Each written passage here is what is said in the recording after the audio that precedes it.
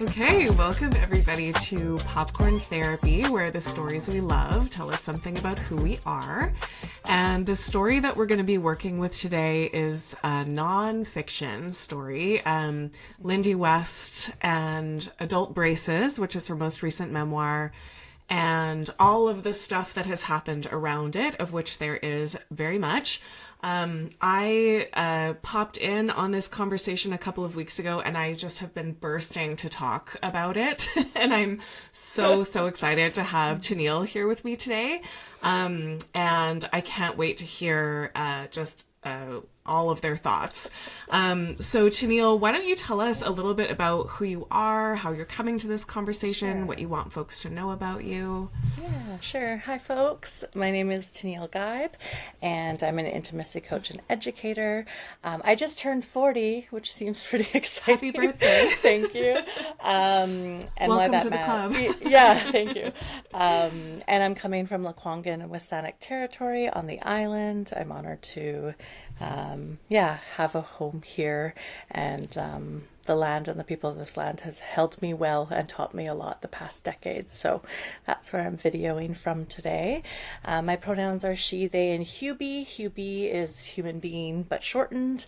I'm an intimacy coach and educator. I've been studying human sexuality for 17 years. My previous background is a theater writer, director, and producer. So I am a creative as well. And I got into intimacy coaching and education through community. And I started being a coach about, I think it's almost a decade. I should check my numbers. It started from a place where men were really looking for a lot of care and intimacy. And I was like, wait, I think I have something to offer here in that specific way. And my passion right now is really working with couples particularly. I'm also one of the co-founders of the Queer Care Collective, which is a queer and trans practitioner hub, I guess, for people to come get care. And then, I've also been running Slow Burn Dating with my work wife, Cora Bilsker, who is also a registered social worker. And we've been working the past year and a half, 2 years with the Royal BC Museum on creating curated events for people to learn about connection post-pandemic. And it's kind of not a speed dating or an algorithm. It's kind of let's be human in a room together. Maybe we'll learn something. And we actually get to explore through the museum and do games and activities and deep-hearted questions and answers. And that we might be going on a little bit of a Canadian tour next year. So around Slow Burn Dating, because it's been asked to come to many different cities. So we'll see if I have the capacity. Personally, I've been, curious, learning, open, all the way to a more solid and knowing about how I love since I was about 17, really trying to look for where am I in the world and how do I relate to humans, and how can that be a healthy way to build community. I think of it first and foremost as a really badass way to exist in our current culture, but also exploring polyamory and relationship anarchy and the different ways of relating and the human condition, and what do I learn about myself, what do I learn about others, and making a weave of connection that's pretty non-normative, but it's also really deeply around intimate friendships and building community and those kinds of things. So professionally, I support people that are in polyamorous partnerships. And then also, since I was 17, I've been grappling and learning and sturdy in these ways that we get to question how we relate to one another. So that's a bit personally and kind of professionally how I'm coming to this topic today, and how the lenses, I guess, there's many, to read this book and chat with you about it. Thank you so much for all of that and for being here with all of those lenses. And now working as a therapist, you know, relationships and intimacy is a huge, huge topic, you know, that comes up all the time. And also different versions of relationship, you know, people having questions about, what does monogamy mean to me? Is this the right way for me to go? You know, is there another way? What could that look like? And, you know, I support people in those ways as well. And I really wanted to talk to you about this partly because a lot of the criticism of this book has been about polyamory itself, right? It's like, this is a problem because it's polyamory. And it's like, no, guys, like, let's back up a little bit. Let's talk about what is going on here. So I'm really glad that you're coming with all of that mindfulness and insight from your own experience and working with your clients so that we can talk about this in a way that is like, let's actually break down a little bit what is happening and why people are so upset as well. Yeah. Maybe. Why am I so upset, you know, about this and so on. Yeah. So Absolutely. Why don't you tell me a bit about Lindy West? What is your relationship with Lindy West? This is my first time coming across her and her work. And like now I'm just inspired to go see more, and digest more. Obviously she's very thoughtful and funny and has like this, just a flow of, sharing that is, it's easy to, relate in some ways, I guess, but you know, I'll talk about the compassionate piece too with this current work that was really pretty jarring for me as a person, but I think she is a brilliant creative, and I'm just so curious to see more of her work and her lineage of work. Yeah, a lot of this conversation has been about who she is on the internet, how she fits into the feminist narrative of things, and the body positivity, fat activist sort of perspective as well. It's interesting to hear about that because I feel like I was writing around the same time in a similar way to what she was. Like this real sort of trend of confessional style, you know, personal essays or whatever it is. And a lot of my writing has been informed by that desire to offer relatability, that desire to offer vulnerability. And I feel like, you know, a piece that I have definitely worked with is which pieces do I want to share? Which pieces feel too vulnerable to share? You know, all of that stuff. And so that was really where her career kind of began. She wrote Shrill, which I read and loved. I thought it was such a useful and interesting perspective on, you know, being in a fat body in America, like what that was like for her, how it felt for her. And then I did watch some of the show, which I also loved parts of the show, but I was watching it with my mother-in-law in the background and was realizing like, oh, this is very like explicit, and just that she has sort of a style of, you know, and I thought that was present in Adult Braces as well. Like there's a lot of like really explicit sort of cursing and, you know, crude sort of language and stuff like that I was like, maybe I'll turn this off while my mother-in-law is here.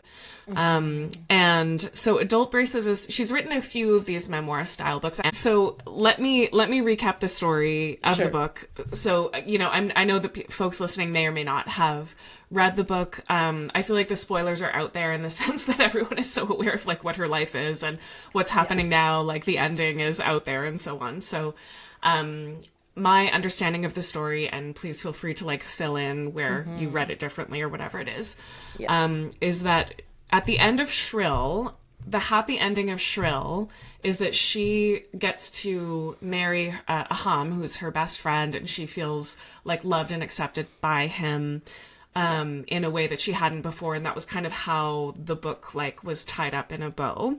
And then Adult Braces picks up from a place which is like things were maybe not as perfect as I kind of made them sound at that time.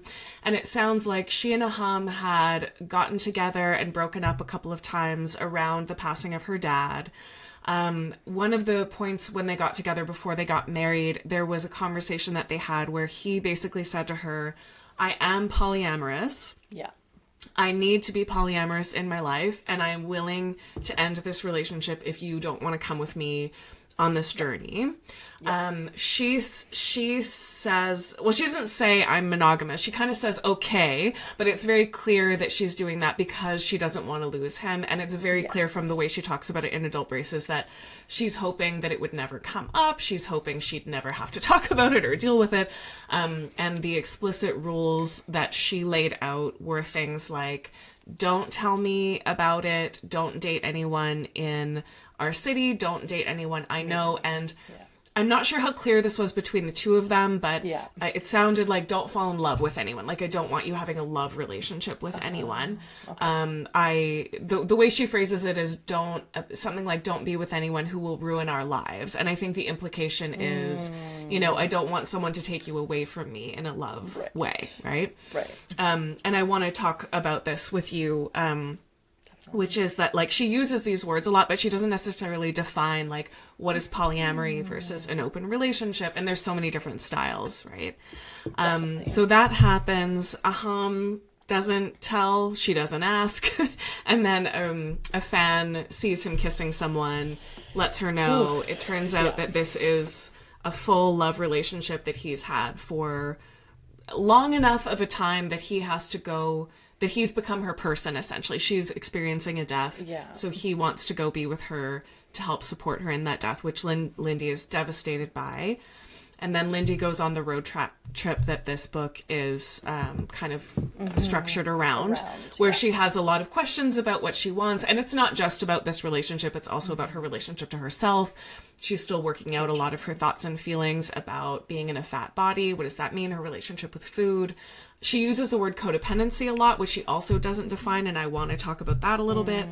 And then by the end, she and Aham, she's fallen in love with Aham's girlfriend, and now they're in a throuple living in Lindy's cabin in the woods.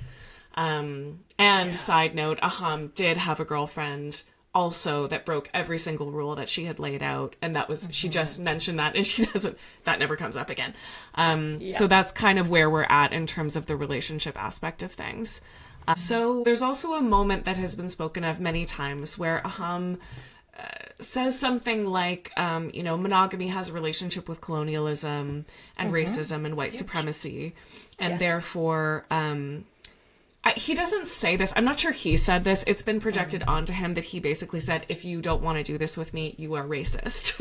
I think Lindy maybe takes that on for herself. She kind of says, like, as a white woman, maybe I'm not understanding that side of it as much.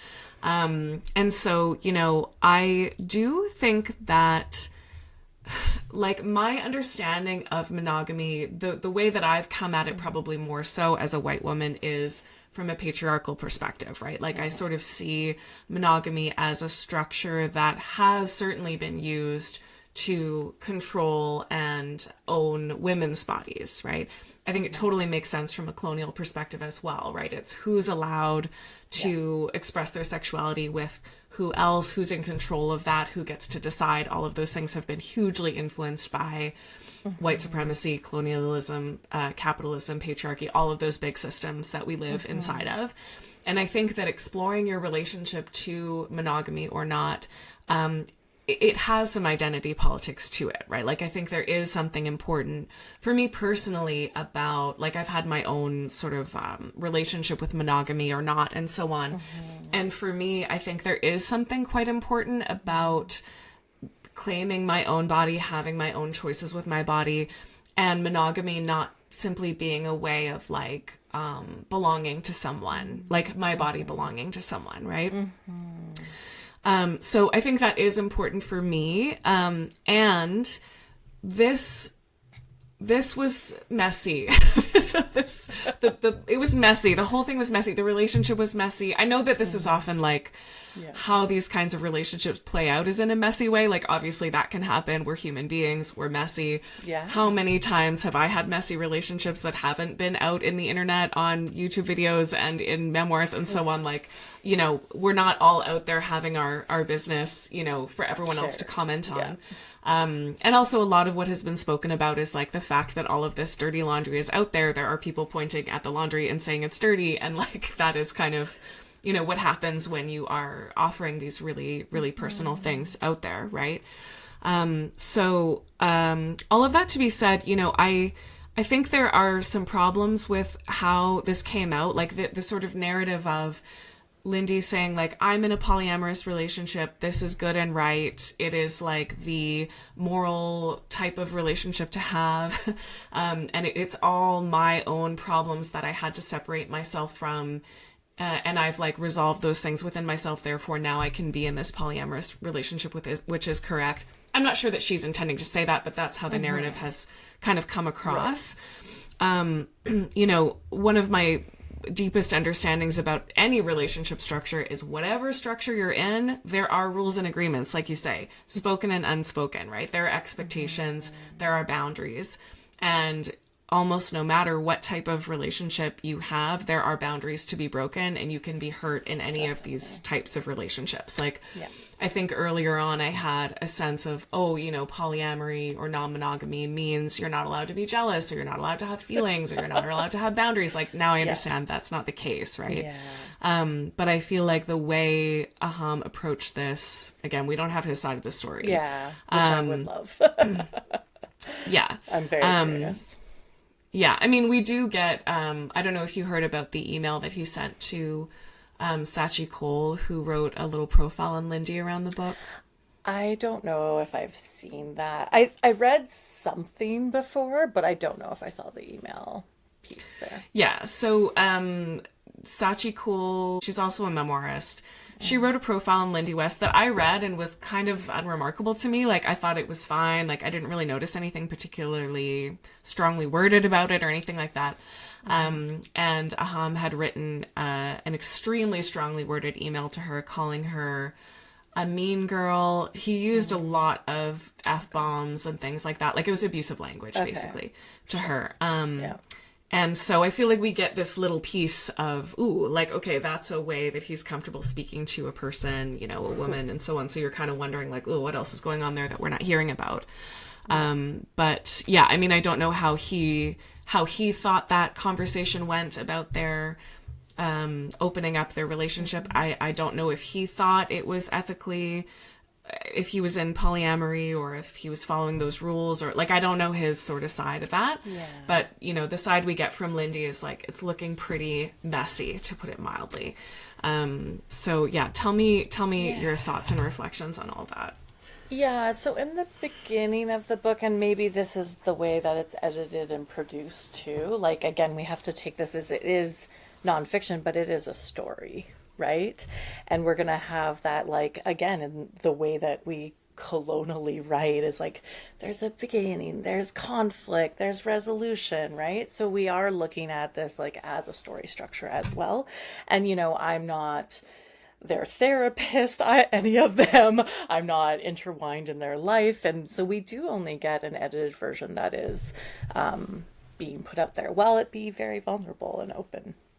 So in the beginning of the book, I really felt that there was unethical pieces happening, that it was messy, that I feel like she made decisions to, you know, commit to this man under duress.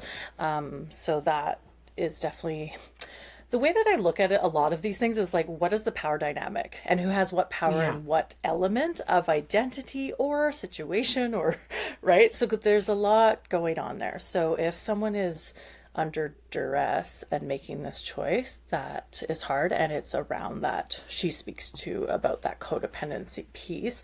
And what, like, some of the sentences were like, oh, my heart just like warmed for her. Because, you know, there was like this intensity of like, well, I can't live with him and I can't live without him piece. So I guess I'm just gonna do this, without kind of maybe knowing the vastness of what polyamory could mean to both of them, to her. Right. Like, I don't think there was like a well thought out many months thing for her to like really understand what that would mean for her and her life. So that's why I say it's like this kind of, maybe it was a more of a duress choice, I guess, and that is going to come with a power dynamic that can be abused. yeah, so it starts off in the story that like things are messy, things are maybe coercive, things are muddy, confusing, there might be cheating going on. But again, like I want to say to like a lot of people is like whether you're monogamous or polyamorous or whatever you want, or open, and there's all these other different relationship styles, like of course you could be cheated on and treated shittily and all of these things. So but you know, like that's what I was confused about towards the end. It was like this quick, fun wrap up, like everything's good. But I would have liked to actually see more of the weaving of like, you know, the tension moments, what the specific things she learned, why is she still choosing this, what are the benefits for her, what are the benefits for the relationship, what are the power dynamics going on, you know, and again, her mental health and like her deep, like, oh, like I just like, ooh, that was the hardest part for me to listen to, was all of the deep self-hatred, of body, of self, of her, you know, what she has to offer, and that she's unlovable. And I just like I cried like a couple times. I was like, oh, this is like a really hard brain and experience to be in. Yeah. And that doesn't mean you don't deserve to figure it out, like, and be in relationship, right? As you're trying to figure this out. You know, and so that was like the startling part for me. The book is just the immense, detailed, at times disgust she had with herself. So that was hard, but yeah, so I feel like there was like this hard beginning and it feels like that, like, you know, in the story context, like that he's the bad guy. And I'm not to say he isn't, you know, I think he was a very sloppy hinge, and did hurt people, with his actions and behaviors. And what a hinge is like someone that is, maintaining multiple relationships, and their responsibility is to like show up in those relationships in good ways or figure those things out. And they're like, it's a V, if you're in a multiple relationship, like a V, and this person is the hinge, that's what they call it. Sure. And then you have multiple relationships. But yeah, I think he was sloppy. And I just also want to like think about like my early days in my 20s of like how sloppy polyamorous like relationships were, because we're all just like, oh, we want to try this thing out, let's see how this goes. Oh god, that was a shit show. So, you know, but because they're kind of my monogamous relationships were pretty sloppy too, right, to be fair. And I think it is an important note that, you know, when polyamorous relationships end, people are like, that's why it won't work, but we don't say that when monogamous relationship ends, because they do all the time too, right? all the time yeah, it's not the fault of the relationship structure. No, it's like the starting of the, oh, well, I'm just accepting him as polyamorous was under duress. And not to say that she doesn't want to choose polyamory or be with this other person too, or all of these things. Like, she's obviously gone on a journey, but I also am curious about that kind of like neat, tidy ending that kind of went quick, like at the end of the book itself, right? Of like, well, I've got butterflies for this person, I'm going to meet them, you know, meet her, and we're all going to date and live together. And so that could be an option. And I'm so glad that they maybe have found that for themselves. But it felt like a really quick wrap up for when the story started, like a lot more chaotic than that, I guess. Yeah. Right. Mm-hmm. Yeah. I'm thinking of a whole other book about how she fell in love with Roya and what that meant to her and so on. There just wasn't much about that. And what there was a bit problematic too. There was also a part in one of the chapters that I re-listened to this morning where she says something like, what is the likelihood that I would meet my partner's girlfriend, find her attractive, she would find me attractive, we would fall in love with each other, and then it would be all like happy throuple forever kind of thing. And in the narrative, she says that's extremely unlikely that's going to happen, right? Yeah, it's and she kind of says like, you know, maybe I'm criticizing myself or expecting what other people are going to judge. But there's so many moments in the book where she does that, where she doubts herself or second guesses herself. And, you know, if you didn't know the ending, I feel like it reads like a divorce memoir, you know, like it reads like Right. she's leading up to this, realizing she doesn't need this man to live her life and she can move on and everything. Like that's kind of, Yeah. it feels like that's where it's going, except it goes in Yeah. a completely different way, in a way that I feel like from a writing perspective, we're not really with her. Like, we're not really getting that. Like you said, I mean, there may be so much more to that, but if that's not the book we read, right? Yeah. And I think too, like, yeah, if we expect that, oh yeah, she's going to choose herself and her power and whatever that means, but then it also is related, she's choosing this. And again, like, if, like, there's been so many criticisms about her being the victim. And again, I'm not saying that there isn't abuse going on. I'm not here to judge that actually in this conversation, but like, that's also misogynistic. Like, she is a grown-ass human and she can make decisions for herself, and they can be hard decisions. They can be complicated. You know, and there's not a lot of talk about her sexuality, and like, this might be the like, oh my God, I get to be bisexual for the first time and like explore those parts of my life, and, you know, all of these things. And so, yeah, I kind of feel like that we're missing a lot of that part of the journey of like, what are all the ways that she's like, oh, this is making sense for me. Yeah. Besides, I wanted, like, what, it was sort of a, it felt like a, what's the word? A conspicuous lack of conversation about her queerness, right? Right. Yeah, 100%. I think I would have maybe believed it a little bit more, or followed it a little bit more, if she had been talking about having been attracted to women and what that felt like, and, you know, how she had repressed that in herself, or whatever it is, like any information about that. Like, it was really not mentioned.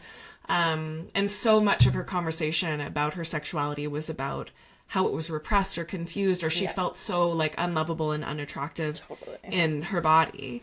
And so, and it was hard to kind her of, for many years. Like, there's like a lot of damage that was done to her around intimacy, and like, that is just such a normal thing. Like, I'm a bigger person, like, I've gone through that with men over the years, like that, you know, you are like, like wrecked by men and your sexuality at times because you're just a bigger person. Like, that is like, there's so much fat phobia going on in the comments. I think there's like misogyny going on, that she can't actually make full decisions for herself. But I do want to talk about power dynamics. Like, what are the power things at play? What is the codependency? What is mental health? And people with mental health issues absolutely deserve love and relationships and care, you know? So like, and then also to talk about like the rarity of, you know, finding your meta attractive and wanting to. So metas in polyamory are like your partner's partner.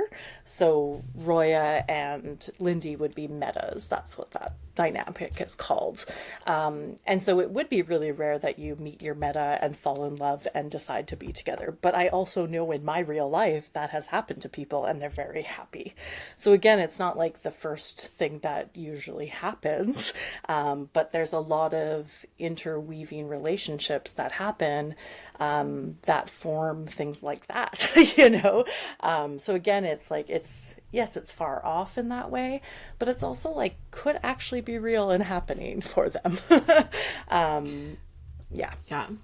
I have so many thoughts and things I want to add, but let's back up a little bit. Could you, if you're comfortable, define polyamory for me? Like, how would you, what would you, how would you talk about that? Okay, so it's really hard when you start talking about, like, so the two realms, what we'll do is like, there's monogamy and non-monogamy.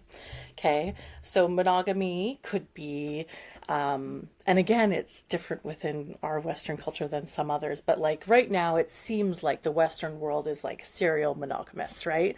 Like, you are with one person romantically and sexually at a time, right? And you have to have cleanly ended that relationship, processed it, to be ready to completely to the next, give your body to the next one. Yeah, sure. So it's like around like romance, I guess, the dating part and the sex part, right? What monogamy could mean for lots of Westerners. Then secondly, you look at non-monogamy, and there's like tons and tons and tons and tons under that, right? So even under non-monogamy, there can be like consensual or ethical, people have been using in the field. Consensual non-monogamy, meaning like all adults are consenting.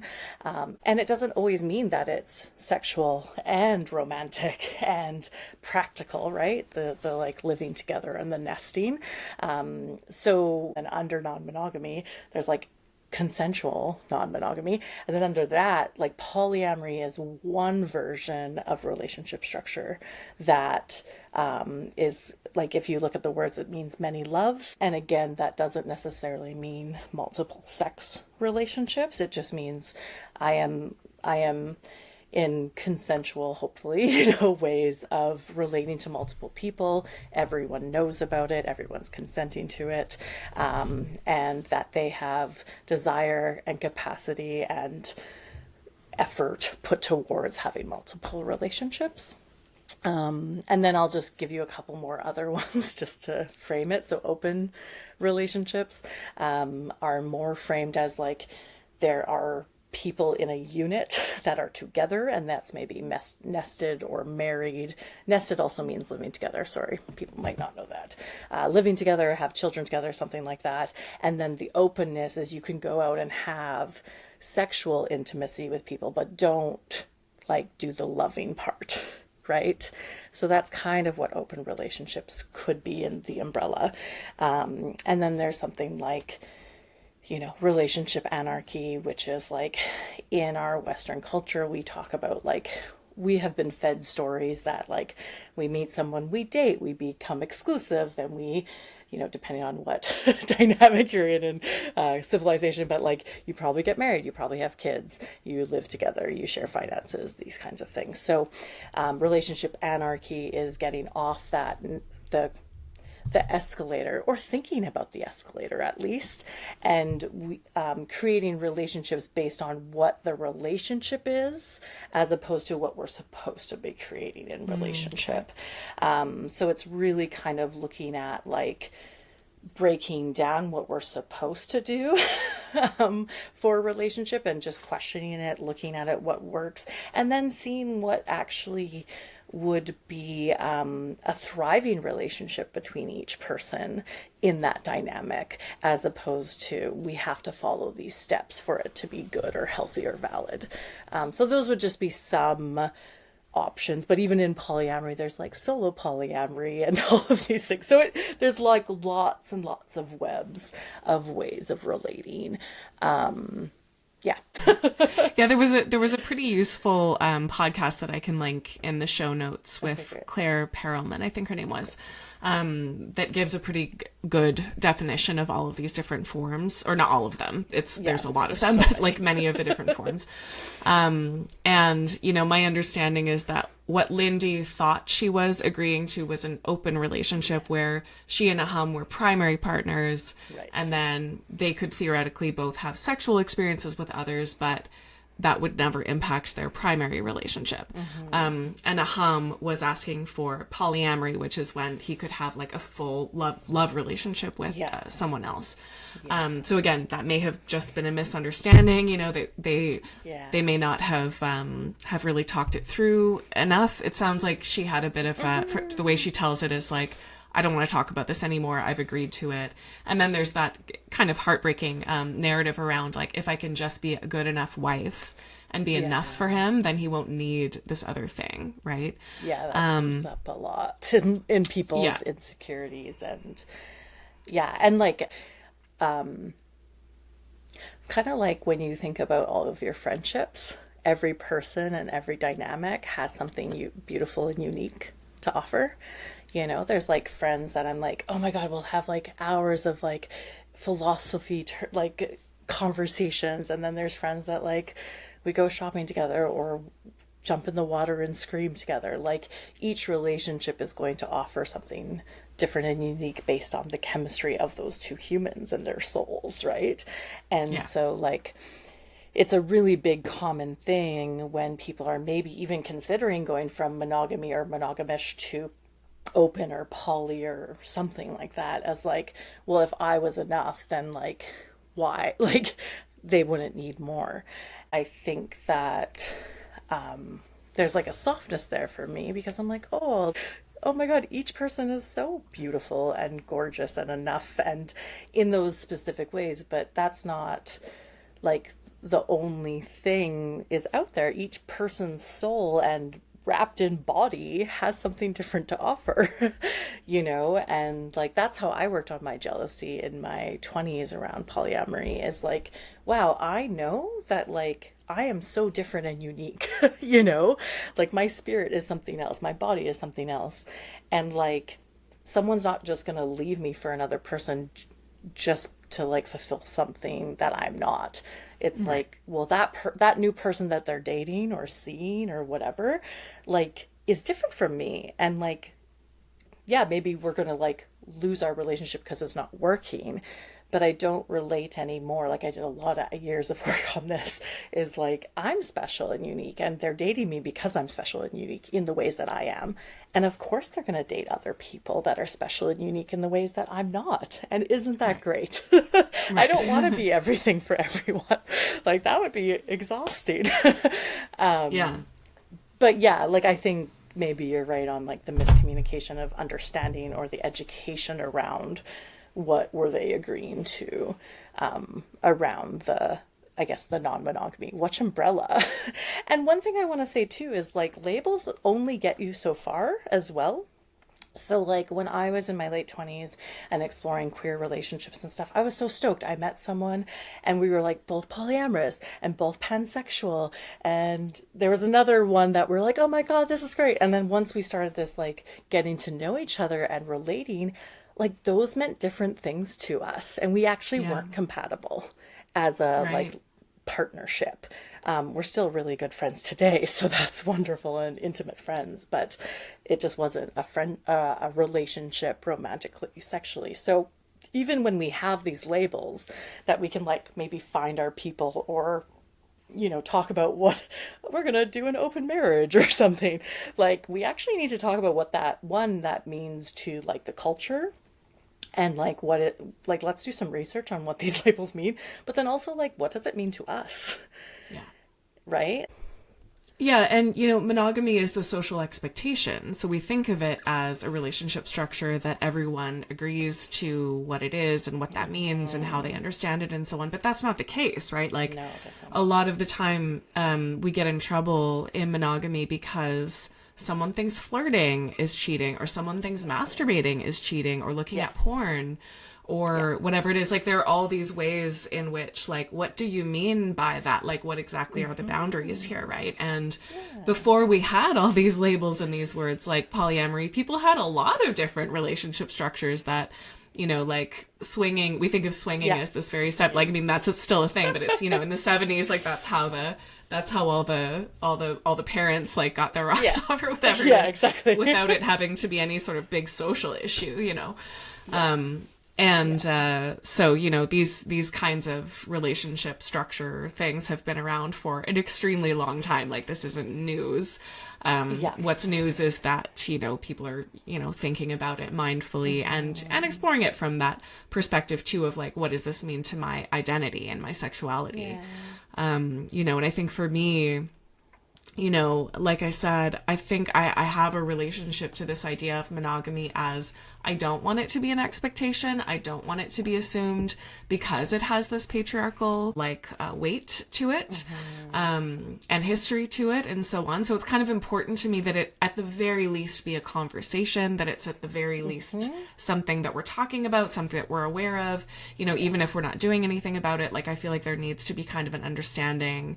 And I think like a lot of people that I've worked with over the years, like, I don't have a morality around what relationship anyone chooses for themselves. Like, I don't think there's like, I'm not connected to like what is good or what is better.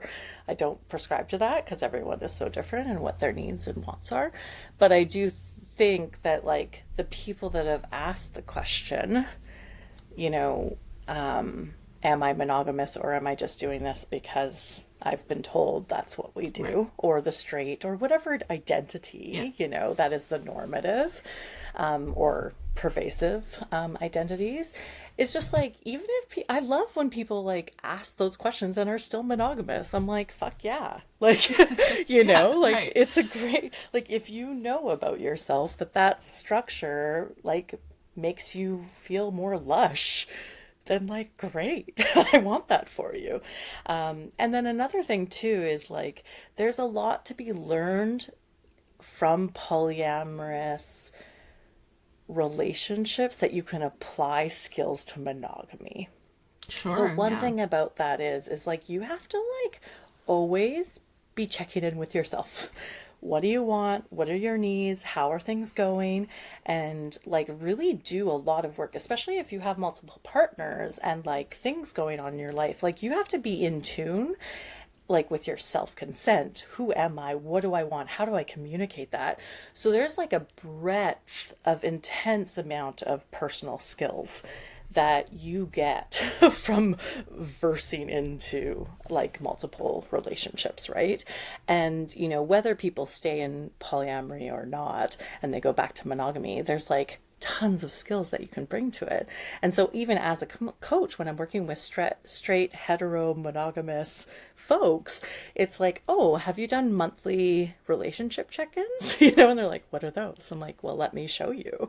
And then they bring that to their monogamous relationship, and that it's not stagnant or like assumed what it is for years and years and years. And then that's when monogamy starts to break down at times, is because there's not like a clear evolving way to have those check-ins, to have those intimate, like, where are we? What are our goals in our relationship? Who are we individually? What do we want to do together? It's just like assumed. And then sometimes chaos happens because there hasn't been that like intentional check-in once in a while. And I think, like, there's so many things that polyamory can offer all types of relationship structures, because like, at the end of the day, you have to face yourself. I mean, you don't have to. You'll be more messy if you don't and hurt multiple people. But like, it is an ask to like be honest with yourself, ask for your things that you need and want, see where people can meet you and where you can't, and get your needs met through yourself or other people, right? So that's one thing I want to say. And I think Lindy is like in the very early stages of figuring out all of those things about herself and her growth and all of these things around non-monogamy and what could be good for her or not. Absolutely. So, one other question that I wanted to ask you that I've been sitting with is the way that when they initially have this conversation, the way Aham speaks about his polyamory is similar to how someone might speak about their sexuality. In this way of like, this is who I am, I can't change it, it's how it goes, and so on. And in the podcast that I referenced, they were also talking about like, if you are non-monogamous or polyamorous and you want to explore things that way, don't try to do it with someone monogamous, because it's just not going to work, right? And so I'm curious about this, the relative stability of that as an identity. Like, is it something, is it a choice, like a lifestyle, or is it like a sexuality where it's just who you are, or is it some mix of both? Do you have an answer to that? I don't know if there's an answer to that. Yeah, I'm not going to be a definitive answer on anything over people. But what I can say to it is that I've met many people in my life and clients that resonate with both. Right? So that they've chosen a lifestyle that works better for them, or their web of connections, or people that are like, this is who I am and I can't change that about myself because it's just the way that I love. Right? But I think at the end of the day, like, I don't think I've been like the choice, like, I don't have a choice to be polyamorous. It's just like, I don't have a choice on the way that I connect and love many people. And we get to like explore and figure out what that relationship is to us, right? So I more identify with the whole, like, it is who I am, and I've just always had abundance of people and love around me and community and friendships, right? But I think there are a lot of people that are like, oh, I really see that this lifestyle piece is amazing for me. you know, and shout out to like, you know, the disability justice people in the world that are like, wow, like I need a web of people and we're all contributing in different ways and I need a community. And sometimes that is multiple relationships in polyamory to have a web that is more secure. Right. And I'm curious, those of you listening too, if you want to add comments or thoughts about that. I'm curious, you know, because the sense I'm getting, I guess, is sexuality is on a spectrum. Maybe this is too, right? Totally. And I think, like, of course there are going to be choices, right? I mean, you know, in this case, and again, I don't know these people, like Lindy's more on the monogamous spectrum. And she's exploring whether or not she has that room to stretch or she wants to and so on. And so much of what I kept thinking as reading the book was like, it is okay to be monogamous, Lindy. Like, you don't have to do this, you know? 100%. Like you're not a bad person. Like, you're not unevolved. Like, you are allowed to just want that. Like, that is okay, you know?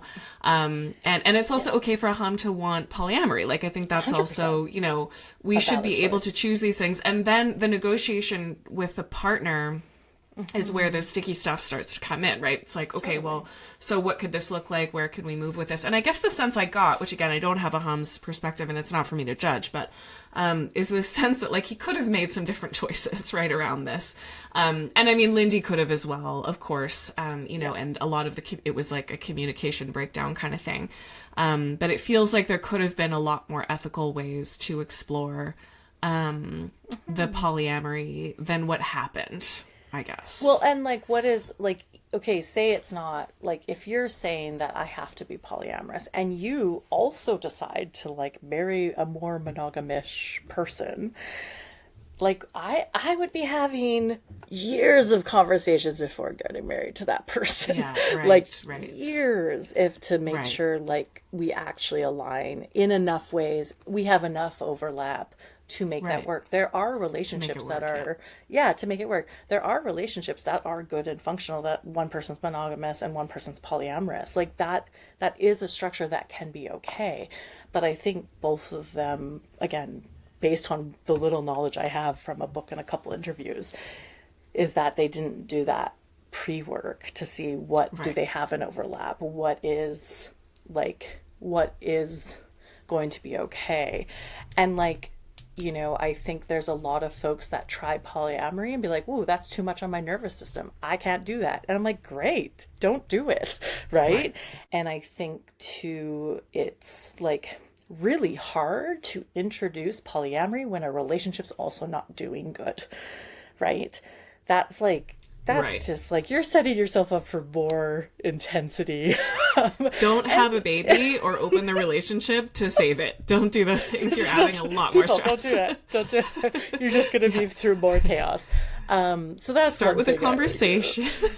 Talk about it for years, right? Like there was a couple I worked with for many years and, you know, they finally decided to open up their relationship because of certain stuff, but it was like from a place of like they were both feeling curious and abundant and like they had talked for years about what that would be like for both of them. And, you know, and you can only go so far from reading all the books, talking about it at length for years, and then the practice of it, right? Like that becomes something else. But yeah, if you're finding like it's too much for your nervous system or you don't want to put in that actual amount of labor, you don't have to.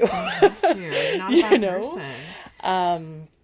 But there's also this thing that I think is built in too, is that like we also have to figure out, depending on our like trauma past and all of these things, like what is like a hard relationship and what is a relationship that's hard at times.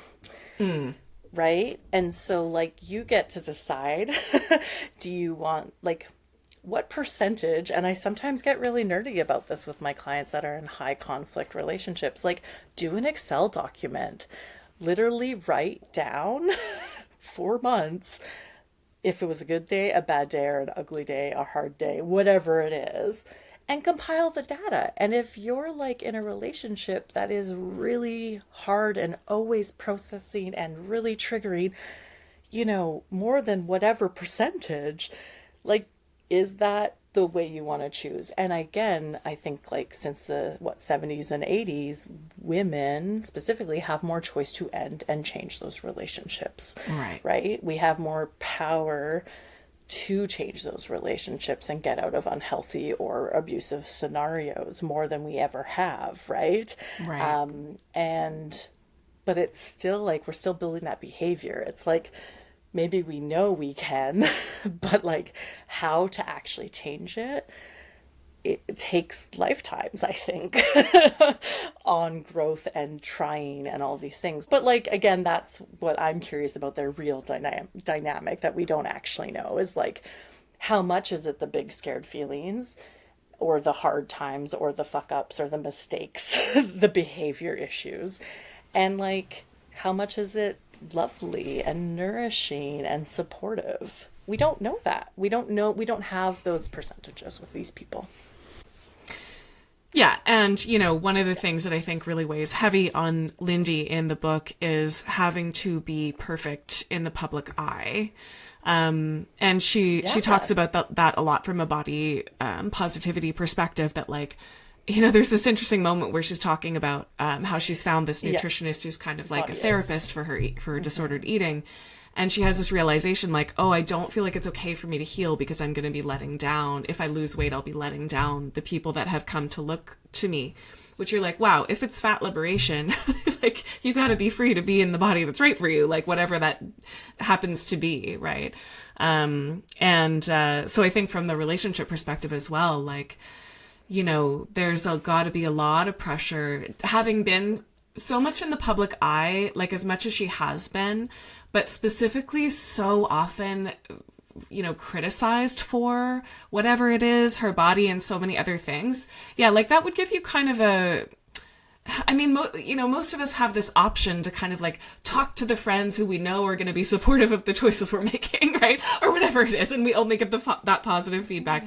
But, you know, we're not constantly being trolled. Like it's happened for me before. And it's like, you know, it can be hard, right, to sit with. But it's not happening to me constantly the way that it is for her, right?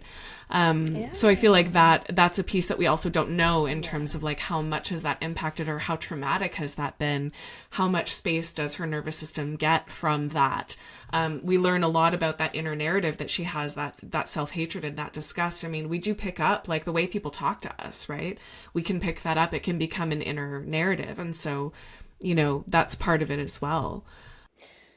Yeah. And I just want to say, it's just like, that I have such deep compassion for, because like if you are more in the public sphere, like you don't have just your own life, right? Like to make these like mistakes or beautiful things happen, like it's a lot more complicated when it comes to that and the pressures of being known.